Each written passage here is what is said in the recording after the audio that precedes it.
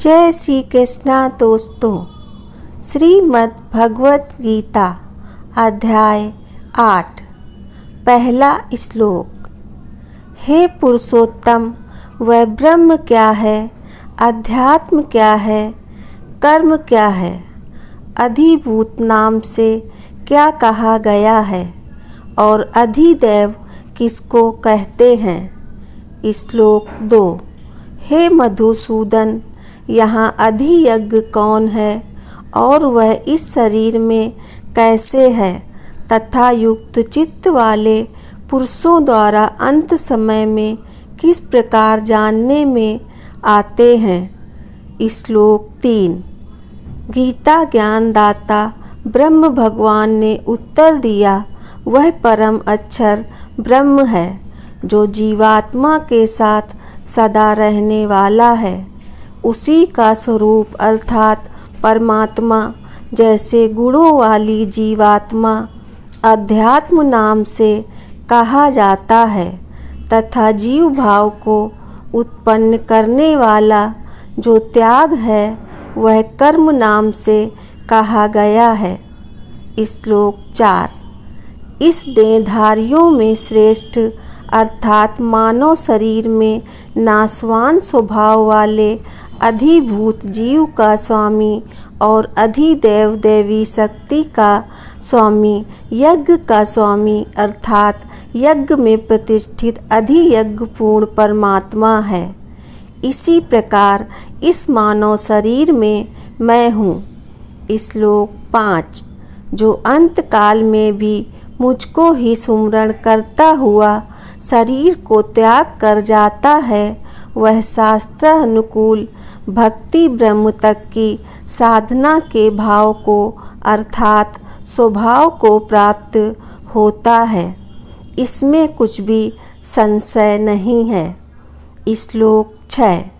हे कुंती पुत्र अर्जुन, यह मनुष्य अंत काल में जिस जिस भी भाव को सुमरन करता हुआ अर्थात जिस भी देव की उपासना करता हुआ शरीर का त्याग करता है उसको ही प्राप्त होता है, क्योंकि वह सदा उसी भक्ति भाव को अर्थात स्वभाव को प्राप्त होता है। श्लोक 7। इसलिए हे अर्जुन, तू सब समय में निरंतर मेरा सुमरन कर और युद्ध भी कर।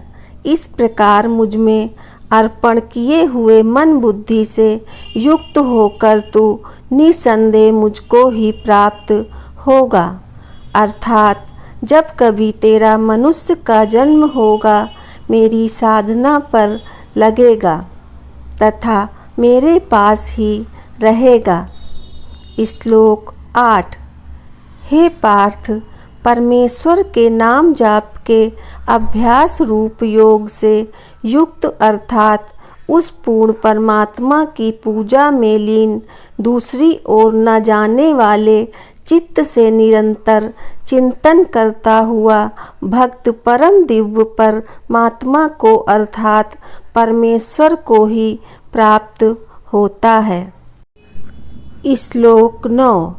कबीर देव अर्थात कबीर परमेश्वर जो कवि रूप से प्रसिद्ध होता है, वह अनादि सबके नियंता, सूक्ष्म से भी अति सूक्ष्म, सबके धारण पोषण करने वाले अचिंत स्वरूप सूर्य के सदृश नित्य प्रकाशमान है, जो उस अज्ञान रूप अंधकार से अति परे सच्चिदानंद घन परमेश्वर का सुमरन करता है।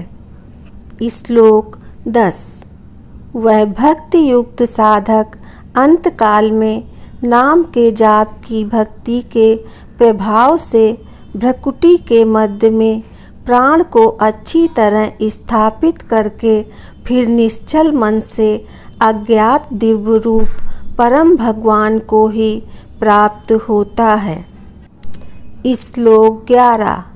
उपरोक्त श्लोक 8 से 10 में वर्णित जिस सच्चिदानंद घन परमेश्वर को वेद के जानने वाले अर्थात तत्वदर्शी संत वास्तव में अविनाशी कहते हैं, जिनमें यत्नशील राग रहित साधक जन प्रवेश करते हैं अर्थात प्राप्त करते हैं, जिसे चाहने वाले ब्रह्मचर्य का आचरण करते हैं अर्थात ब्रह्मचारी रहकर भी उस परमात्मा को प्राप्त की कोशिश करते हैं।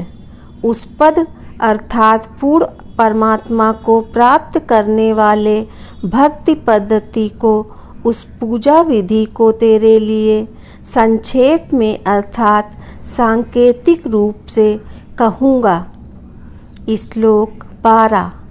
जो भक्ति पद अर्थात पद्धति बताने जा रहा हूँ, उसमें साधक सर्व इंद्रियों के द्वारों को नियमित करके मन को हृदय देश में तथा श्वासों को मस्तिष्क में स्थिर करके परमात्मा के ध्यान में स्थापित करके योग धारण अर्थात साधना में स्थित होता है। श्लोक 13। गीता ज्ञानदाता ब्रह्म कह रहा है कि उपरोक्त श्लोक 11-12 में जिस पूर्ण मोक्ष मार्ग के नाम जाप में 3 अक्षर का जाप कहा है, उसमें मुझ ब्रह्म का तो यह ओ एक अक्षर है। उच्चारण करते हुए स्मरण करने अर्थात साधना करने का जो शरीर त्याग कर जाता हुआ स्मरण करता है अर्थात अंतिम समय में स्मरण करता हुआ मर जाता है, वह परम गति पूर्ण मोक्ष को प्राप्त होता है। अपनी गति को तो गीता अध्याय 7 श्लोक 18 में अनुत्तम कहा है, इसलिए यहाँ पर पूर्ण परमात्मा की प्राप्ति अर्थात पूर्ण मोक्ष रूपी परम गति का वर्णन है। श्लोक 14। हे अर्जुन, जो अनन्य चित्त होकर सदा ही निरंतर मुझको सुमरन करता है, उस नित्य निरंतर युक्त हुए योगी के लिए मैं सुलभ हूँ। श्लोक 15। मुझको प्राप्त साधक तो क्षण भंगुर दुख के घर बार बार जन्म मरण में हैं, परम अर्थात पूर्ण परमात्मा की साधना से होने वाली सिद्धि को प्राप्त महात्मा जन नहीं प्राप्त होते। यही प्रमाण गीता अध्याय 2 श्लोक 12, अध्याय 4 श्लोक 5 व 9 तथा गीता अध्याय 15 श्लोक 4, अध्याय 18 श्लोक 62 में है, जिनमें कहा है कि मेरे तथा तेरे अनेकों जन्म व मृत्यु हो चुके हैं, परंतु उस परमेश्वर को प्राप्त करके ही साधक सदा के लिए जन्म मरण से मुक्त हो जाता है। वह फिर लौटकर इस क्षण भंगुर लोक में नहीं आता। श्लोक 16। हे अर्जुन, ब्रह्मलोक से लेकर सब लोक बारंबार उत्पत्ति नाश वाले हैं, परंतु हे कुंती पुत्र, जो यह नहीं जानते वे मुझे प्राप्त होकर भी फिर जन्मते हैं। श्लोक 17। परम ब्रह्म का जो एक दिन है उसको 1000 युग की अवधि वाला और रात्रि को भी 1000 युग तक की अवधि वाली तत्व से जानते हैं। वे तत्वदर्शी संत दिन रात्रि के तत्व को जानने वाले हैं। श्लोक 18।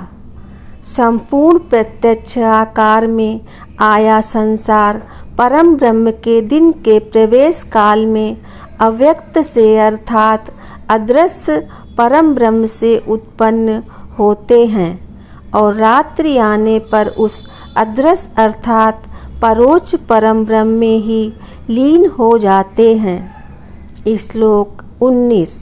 हे पार्थ, वही यह प्राणी समुदाय उत्पन्न होकर संस्कारवश होकर रात्रि के प्रवेश काल में लीन होता है और दिन के प्रवेश काल में फिर उत्पन्न होता है। श्लोक 20।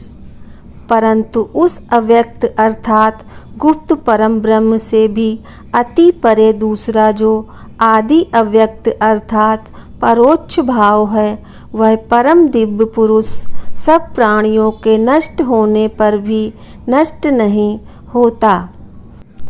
श्लोक 21। अदृश्य अर्थात परोक्ष अविनाशी इस नाम से कहा गया करने है। अज्ञान के अंधकार में छुपे गुप्त स्थान को परम गति कहते हैं, जिसे प्राप्त होकर मनुष्य वापस नहीं आते। वह लोक मुझसे व मेरे लोक से श्रेष्ठ है। श्लोक 22। हे पार्थ, जिस परमात्मा के अंतर्गत सर्व प्राणी हैं और जिस सच्चिदानंद घन परमात्मा से यह समस्त जगत परिपूर्ण है, जिसके विषय में उपरोक्त श्लोक 20 से 21 में तथा गीता अध्याय 15 श्लोक 1 से 4 तथा 17 में व अध्याय 18 श्लोक 46, 61, 62 तथा 65, 66 में कहा है, वह श्रेष्ठ परमात्मा तो अनन्य भक्ति से ही प्राप्त होने योग्य है। श्लोक 23। हे अर्जुन, जिस काल में शरीर त्याग कर गए हुए योगी जन तो वापस न लौटने वाली गति को और जिस काल में गए हुए वापस लौटने वाली गति को ही प्राप्त होते हैं, उस गुप्त काल को अर्थात दोनों मार्गों को कहूँगा। श्लोक 24। प्रकाश अग्नि दिन का करता है, शुक्ल पक्ष कहा है और उत्तरायण के 6 महीनों का है। उस मार्ग में मर कर गए हुए परमात्मा को तत्व से जानने वाले योगी जन परमात्मा को प्राप्त होते हैं। श्लोक 25। अंधकार रात्रि का करता है तथा कृष्ण पक्ष है और दक्षिणायन के 6 महीनों का है। उस मार्ग में मर कर गया हुआ योगी चंद्रमा की ज्योति को प्राप्त होकर स्वर्ग में अपने शुभ कर्मों का फल भोग कर वापस आता है। श्लोक 26। क्योंकि जगत के ये 2 प्रकार के शुक्ल और कृष्ण मोक्ष मार्ग सनातन माने गए हैं। इनमें एक के द्वारा गया हुआ जिससे वापस नहीं लौटना पड़ता, उस परम गति को प्राप्त होता है, और दूसरे मार्ग द्वारा गया हुआ फिर वापस आता है, अर्थात जन्म मरण को प्राप्त होता है। श्लोक 27।